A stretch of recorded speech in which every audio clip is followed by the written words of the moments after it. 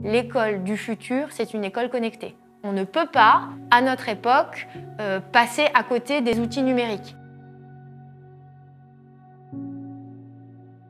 Il faut qu'on fasse un bond technologique là. Il faut éduquer les enfants au numérique. Il faut leur montrer comment on peut utiliser une tablette, comment on peut utiliser un téléphone. Il ne faut pas diaboliser la chose parce que de toute façon, nos enfants sont nés avec les nouvelles technologies. Moi, je trouve que c'est une liberté énorme que de pouvoir utiliser les nouvelles technologies.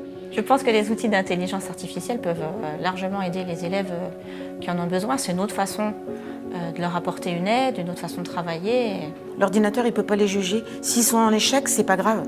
Ils recommencent.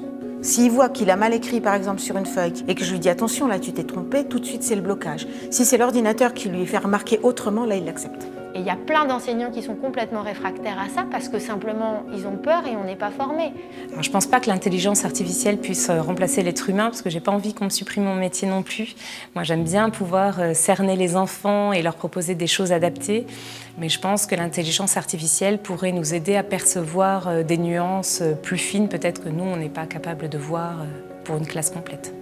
La psychologie de l'enfant, je pense qu'on n'y va pas assez. Comment fonctionne un enfant, comment il réfléchit. Parce qu'un enfant, ce n'est pas un petit adulte. C'est ça aussi l'éducation 3.0. Utiliser le numérique, utiliser aussi l'humain. Parce qu'on le voit bien aujourd'hui, l'humain, on a tendance un peu à couper les liens.